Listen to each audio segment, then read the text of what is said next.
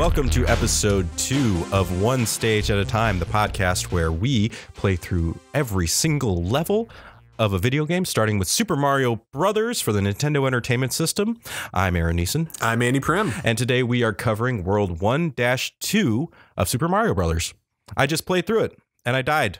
That'll happen. I died chasing that one-up mushroom. It's fell down a pit. You know, I think probably a lot of folks, the first time they played this game, might have struggled through stage 1, and we're probably feeling pretty confident. This is probably the first stage where a lot of people died, and probably died more than once, I would say. Yeah, probably. There's a lot of new elements in 1-2. So, Aaron, what did you think of stage 1-2? Another great stage. It's different from the first one. Vastly different by both color palette and tone just from the get-go. That did it is so very different from the upbeat of the first level. It's vastly different, even though the gameplay is exactly the same. I totally agree. And one thing I really appreciate is that when you start this stage, there's actually a little cutscene where Mario walks out of the castle that he concludes stage 1-1 in and enters a pipe, which takes him down into stage 1-2. So you see a little bit of continuity there. Nintendo didn't have to do that. They could have just started you in the underground, as so many other games of the time probably would have done. But no, they put that little extra work into sort of anchoring you in the game and showing you how the stages connect to one another. But it makes you wonder, why did Mario go down that pipe? Because it was there? So it's his Everest? That he is drawn to pipes? Maybe it's an existential question. Maybe. Why does Mario do what he does? He plumbs the depths of himself and his psyche. You know, I don't know that I'm prepared to answer an existential question like that. Something that I'm sure we will reach the answer. We will find the answer over the course of this podcast. Maybe through the course of these 32 episodes, we'll discover what makes Mario do what he does. Did he have to enter that pipe? Could he have just gone around this whole stage and shortcutted straight to World 8? We may never know. I still think that his only thought was, are there more innocent Goombas down there that I can murder? Oh, my goodness. Well, there certainly were. There were quite a few Goombas down here. And yeah, I think this stage is really well designed. It, like you said, it's a great contrast to the first stage. Even though the gameplay is essentially the same, it's a little more difficult. And just the atmosphere and the music really, I think, ties it together and sort of sells that more foreboding atmosphere. I think this is a great example of how just the background design and the music can really set the tone for a game. And I think most games before this didn't have too much in the way of background. You know, it was mostly just like a black stark background or like a single color palette background. If you think of like Donkey Kong or Space Invaders, pretty much just a black flat background. Yeah, which is interesting to think about because, I mean, like Donkey Kong, it could have very easily had a very rich background. I mean, like they had like everything you run on is girders and stuff. Am I remembering that right? Like everything's girders. Yeah, you're in a construction site. Supposedly, but you know, like there's nothing in the background to actually suggest that this is a construction site. It's just girders. Yeah. And ladders, and he's throwing barrels and oil monsters are coming for you or something. And we really didn't touch on it in episode 1, but in stage 1-1, yeah, you really have this bright, happy, kind of inviting background. There's shrubs, there's clouds, there's blue sky, and yeah, you're kind of having a good time. And of course, there is the one moment where you go underground and that music does kick in there. That's true. Yeah. The first time we hear the famous underground theme. Yeah. It's not 1-2, it's 1-1. Right. If you choose and discover that hidden secret. Yes. And for most people's playthrough originally, that would not have happened. You don't think the first time you play through that level that you can go down those pipes, do you? That's right. Well, the instruction manual, I think, explains it. But, you know, who reads the instruction manual? Kids in 1985 did. I certainly did. I love the instruction manual. As did I. It's upsetting that no games these days have instruction manuals. Me too. They were such a cool little compendium. They usually had concept art. Yeah. Actually, I think the instruction manual for Super Mario Brothers is pretty cool. They have a little like art rendering of the whole first world of the game, kind of left to right, kind of like a map of the first world. It's really cool. I don't know. I always really enjoyed looking at stuff like that. Me too. But the one thing that I did not like was when they made instruction manuals vital to playing the game. I agree with that. That was awful. I totally agree with that. Oh man, that was bad. And like you had to go to page, if you in the game, you had to read page 49 of the manual to know that you have to press Y or A, B, up, down, left, right, whatever. PC games were notorious for that kind of stuff. God, like the CD key stuff where like you couldn't finish the game unless you like flipped to the manual and entered a certain specific word. Yeah. Thank God Nintendo didn't do any of that stuff. I don't know that they didn't. I don't know that they didn't. I haven't read every manual. I didn't play every game. I'm sure Metroid probably had something like that. Yeah, that's true. Yeah, Metroid is kind of notorious for being obtuse. If you didn't have the manual or some kind of supplementary materials, you'd be pretty lost. And I have been. I tried to play Metroid, and I was like, really? People were expected to play this back then? Like, it's cool, but no. And I think this game stands in contrast to games like that, because even if you rented this game or didn't bother to look at the manual, it wouldn't matter. You could pretty much figure out what was going on. Yeah, which is it's a beautiful, eloquently constructed game. Yeah, it kind of teaches you how to play as you play. Even if you never figured out that you could go down pipes in the first stage, you would see Mario go down the pipe to enter 1-2. Mm-hmm. So then you're thinking to yourself, oh, maybe I can like manually enter pipes. You're going to try pressing down on top of pipes, and then you're going to be surprised because there is a pipe in 1-2 that leads to a secret. Mm-hmm. Yeah. If you know to look for it, it's there. And I skipped it this playthrough. But there's a whole warp area that you can go and find, and that's not the secret pipe, but there's secret pipes, but that's true. Yeah, the famous warp zone. Probably, this is one of those things that's just hardwired into my DNA. Yeah, I don't remember ever not knowing about the warp zone. You go to the warp zone. You just go to the warp zone. You do. Whoever finishes World 1, I never did. We would just go straight to World 4, which is as far as you can go from this particular warp zone. And for those of you who haven't played Super Mario Brothers, which I'm guessing is nobody, but if you haven't played Super Mario Brothers, they're out there and they're listening. Hello, everyone. Hello, welcome to the show. You should play this game. It's fun and challenging, and you'll get more out of this podcast if you do. I agree. Yeah, you should play along with us. You should definitely play these stages. Each of these stages is only about a minute long. So yeah, definitely go and do it. There's a million ways you can play this game. But the warp zone, and with the Switch, you'll have your save states, so you can just come back to. If you die, you can just load your save state, and you won't have to play the whole game again. Save states make this game so much easier. As much fun as playing the whole game again is, you don't necessarily want to do that if you don't have the time. You don't have the time in this busy day and age. Who's got the time, folks? We all got jobs. Aaron, you have a daughter. Yeah, I do have a daughter, and she's going to play this game and say, "Why are we playing this game, Daddy?" I'm going to say, "Because you'll like it." So, there is a warp zone at the end of this stage. You jump over the top of the screen, you run across the bricks. You end up in this little room that has pipes that lead you to either World 2, World 3, or World 4. And I don't know. Are there any people that go to World 2 or 3? I don't know. Why would you? Right? I don't know. Well, my thoughts are, and I don't know because I don't know these games, but maybe in 2 or 3, there's another secret warp zone that will take you to World 7. Oh yeah, or even further. Well, I'll say this: there is a warp zone in World 4. So if you warp to 4 and then get to 4-2, there's another warp zone there. That can get you even farther into the game. I'm off the top of my head, I'm not sure. There's probably a warp pipe someplace in 2 or 3. Mm-hmm. But we'll get there. You'll know when we get there. Oh yeah, by the time we get there, I'll know. Okay, all right. But yeah, I just think the warp zone here is an interesting feature. It's like I'm sure games before this had hidden secrets and maybe warps to later stages. But kind of like we were saying earlier, like games weren't really designed this way, where each stage was kind of unique and it was separated into worlds like this. In a game like Pac-Man, for example, warping to a later stage, not that you could warp in Pac-Man, or I don't think you could, but even if you did, you'd just be warping to basically an identical board that was just a little bit different in terms of like how fast the enemies were.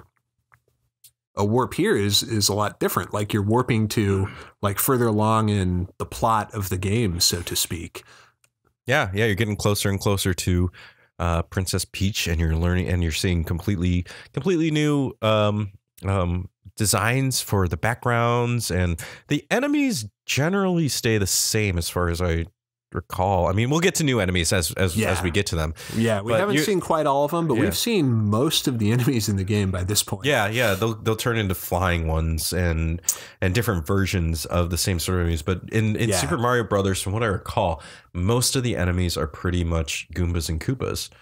That's true. I mean, I said we've seen most of the enemies. That's probably not true. Yeah. There's a fair few left to meet, but, which we will get to. But yeah, we've got Goombas, we've got Koopa Troopas, and this stage is also the first appearance of the third. The Piranha Plant. The Piranha Plant, one of the most iconic enemies in Mario Brothers. Soon to be in Super Smash Brothers Ultimate. Or by the time this comes out, it probably already is. So in the instruction manual, Goombas are described as Little Goomba, a mushroom who betrayed the Mushroom Kingdom. Little Goomba. They betrayed Princess Peach. Really? The rightful So wait, were monarch. they toads? It's very unclear. Because if they were a mushroom that betrayed Princess Peach. So they used to be a Super Mario Brother grow up mushroom. One might presume that was the case. So that's them, and then or a toad of some kind. Okay, or a toad of some kind, or they were a humanoid musician who was devolutioned and turned into a Goomba with a spiral on its head. Are we getting into Super Mario Brothers the movie canon now? Help it. I love the movie. It's so good. I love the movie too. Koopa Troopas, they're described as soldiers of the Turtle Empire with orders to find and destroy Mario. So wait, hang on. So Koopa Troopas have a vendetta against Mario, or is that just simply Bowser's orders because he knows that Mario's coming for him? Yeah, apparently they've just been ordered. They're just good soldiers. Okay. They're just doing what they've been ordered to do, folks. Okay. Interesting. So there's the Turtle Kingdom, which is all the Koopas and Bowser. Right. And the Goombas aren't part of the Turtle Kingdom. They're part of they're turncoats. They're traitors. Yeah. Interesting. They're traitors to the cause. Interesting. So they're traitors, and that changes their genetic code to in such a profound way that they are no longer just mushrooms. They're warped and changed into something sinister. They're twisted. And then we've got the Piranha Plants, first appearing in this stage. They're described as man-eating plants that live in the flower pots. They show their faces quickly and without warning, so watch out. And you can't kill them by jumping on top of them. No, you can't. They'll mess you up. I think a lot of us found that out the hard way when we were children. Yeah. So far, in this game, there's always hard lessons to learn. So far, you've been able to jump on everything to kill it. That's right. But even if you missed the Fire Flower in Stage 1, which you very well might have, you're probably going to find it in Stage 2 because there's several of them to get, and you're more than likely going to pick it up. And we should probably talk about the Fire Flower. I mean, what do you think about the Fire Flower, Aaron? I think it's OP. Overpowered. It's a little OP for that early in the game. It's a great weapon, extremely powerful weapon, kills everything in this level in one hit, and it bounces along. I remember playing Super Mario Land for the Game Boy, and the programming was very different. The programming couldn't handle bouncing along in Super Mario Land, so it would hit the ground and then would fly into the air and it would disappear. So it was essentially useless. Well, it was a super ball. It would kind of ricochet. It was a totally different kind of power up. It would ricochet? I think so. I don't even remember when we do the Super Mario Land edition of this podcast, we'll dig more into it. Please, no, I don't want to play that. I do not want to play Super Mario Land again. Actually, Super Mario Land 2. They're both good, and 3 is great too. 2's good. 1's not good. I didn't like 1. It's I have some fond memories of it. It's kind of crude nowadays. Yeah, exactly. I mean, like I don't. But it's they're actually there's a YouTuber, the Gaming Historian, who just came out with a great episode all about Super Mario Land 1, 2, and 3. So I mean, I'd be interested to watch that. Check that out, but not to play the game. Fair enough. How about some stats for this stage, Aaron? Oh, hit me with the stats, man. So I counted, this is a rough estimate, feel free to correct me, I think, 70 coins in this stage. So you could get your first 1-up from coins in this stage. I think you could, had you gotten them all. A single 1-up mushroom, 3 power-ups, and a single Starman. Okay. And the one of the 1-up mushrooms is what killed me. I was chasing it and I fell into a pit. Yeah, it's cleverly concealed. Yeah, I almost was able to just make it fall, but I accidentally hit the block a little too late and it bounced the mushroom over the hole. Yeah. So for those of you who might not have found it, the 1-up mushroom it's along the ceiling. There's blocks lining the ceiling of this stage. And there's a point where you can get up high enough to uncover one. And if you're large enough, you can break a block next to it and drop it down. But if not, you have to kind of run parallel to it until it reaches a point where it falls off and you can catch it, which is very dangerous. And I paid the price for it. I lost my Super Mario, turned into Mario, and had to finish the level like that. And I'm still Mario right now as we're about to play 1-3. So in terms of firsts for this stage, we said first warp zone. And I'm going to go ahead and say first underground theme. I know it's possible to hear it in 1-1, but this is the first time we really get to hear like the whole thing. And I feel like, you know, we didn't really touch on it too much, but in 1-1, you hear the famous Overworld theme composed by the great Koji Kondo. My boy. I think the Underworld theme or Underground theme is maybe more iconic than the Overworld theme. I don't know if I would agree with that necessarily, but I mean, they're both so amongst gamers, well-known. they're probably pretty close. Amongst the general population, I would say that the just first stage Mario theme is much more iconic. I would make that argument. I don't know. You know, it's like I'm just trying to think about like how many times each of them have been used over the years. And I just feel like I maybe have heard the Underground theme more. You know, and that's just like my kind of rough recollection. I'm not really sure if that's 100% true or not. But I mean, it's all subjective, I suppose. But I mean, what great tunes. They're all fantastic. They don't get boring. They don't get old. They don't grate on you really. Even though they loop every like 30 seconds or so, you're still just right there. They set the tone and the atmosphere really well, but they don't detract from the gaming experience. Yeah, they don't. They're not particularly stressful until you get once we get to those castles. Oh yeah, that's going to be another. We'll talk about the castles. I remember the castle music, but yes, so far they've been very. They're perfectly suited to the level itself, and they keep you wanting to go, and they keep you in a certain mood that they were aiming for. They keep you in there perfectly, and they're great. They're just great. So, how about some history, Aaron? You ready for some history? I'm always ready. Because this is the second stage and the second episode of our podcast, I thought we might talk about the second character and the deuteragonist of the Super Mario Brothers series, Luigi. Luigi Mario. Luigi Mario. So the pest himself. He was... because John Leguizamo played. Yes, because John Leguizamo played at the pest. Yes. So Luigi, this was not his first appearance. He first appeared in the Super Mario Brothers arcade game. Yes. Because Miyamoto had played Joust and thought 1v1 action was a lot of fun, and thought Mario should have some kind of competitor, some kind of rival. So he just came up with a green version of Mario, and that was so Luigi was early Wario. In a way, yeah, in a manner of speaking, yeah. He was created solely to have someone for Mario to compete against. What better than sibling rivalry, really? I've read that there's a Japanese word, Luigi, which means similar. And folks say that might have had some influence on the name. But of course, Luigi is also an Italian name. Yes, Mario is an Italian character. Mario, we didn't really touch on this before, but Mario supposedly was named after the landlord of Nintendo of America. Yes, I remember that. Yeah. A man named Mario Segale, who apparently was rather direct when the rent was due. So they thought that would be a fun thing to name him after. Side note, wasn't Kirby named after someone too, like their lawyer or something like that? Oh, maybe. Yeah, that could be. I have to look into it. Yeah, we'll do some research and get back to you on that one. I'm just spreading fake news. I'm sorry. Yeah, that's a little bit of history on our boy Luigi. Originally, they were kind of identical, not much differentiation. In this game, of course, you can do the 2-player mode where you can play, one player plays Mario, one plays Luigi. And trade off, yeah. They trade off. There's no gameplay difference, essentially. I mean, they're exactly the same except for the color difference. Mm-hmm, mm-hmm. That changes drastically for Super Mario Brothers 2. Oh, yes. Drastically. Oh, yes.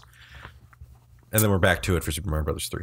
But Luigi, I mean, I'm not sure if I've told you this. You probably know this about me. I prefer Luigi to Mario. I knew this. Yes, both as a character and as like a gameplay option. Yeah, yeah. You prefer him in Smash Brothers, definitely. And yeah. I knew that about you. I knew that about you. But in this podcast, you're definitely the Mario to my Luigi. Aw, just saying. That's sweet.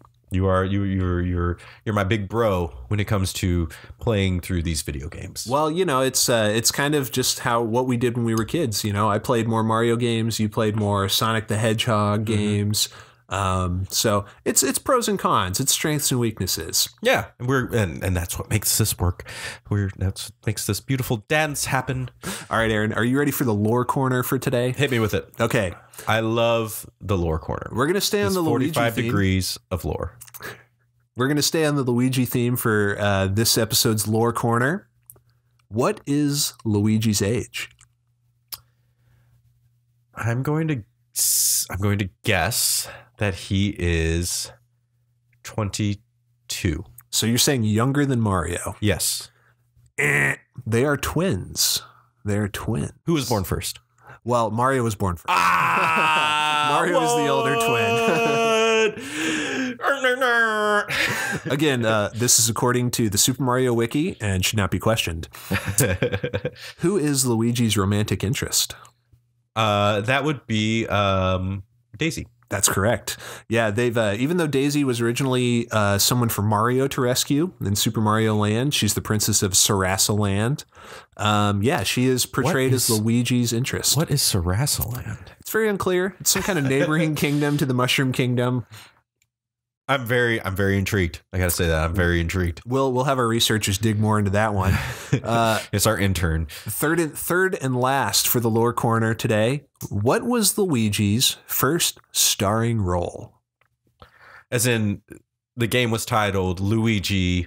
No, the first video game where you play as Luigi and only Luigi. It's Luigi and only Luigi. Mario's not in it at all. I'm not saying Mario's not in it. Well, he's not a playable character. He's not a playable character. Oh, that's an interesting question. I'm going to say Luigi's Mansion. I thought that was wrong. I knew it was a trap. Mario is Missing. Really? That came out before Luigi's Mansion? Oh, much earlier, yeah. Luigi's Mansion, GameCube title, of course. Mario is Missing was a SNES title. And there may have even been an NES version of it. I'm not sure. Interesting. But yeah, it's mostly a learning game. It's about going around the world and learning facts about different countries. Very little actual platforming. But yeah, you're playing as Luigi trying to rescue Mario in that one. Okay. Yeah. I want to play it. It's a platformer? It's not really. It's more of like a learning game. Oh, that's right. You said that. You literally just said that. I wasn't listening, apparently. Honestly, folks, not a very good game. Can't really recommend it. Well, it stars Luigi, so what do you expect? Ooh, burn. Wow. Shots fired. What's up?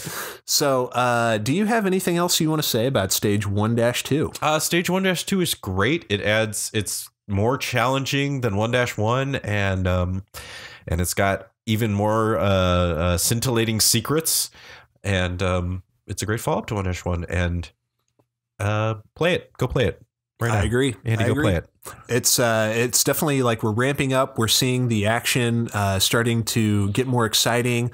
And we'll find out in the next episode if Stage 1-3 continues that trend or not. All right. Thank you for listening. Hey, guys, it's your turn. Follow us on the Facebook, follow us on the Twitter, follow us on all the things, and we will see you next time for more of One Stage at a Time.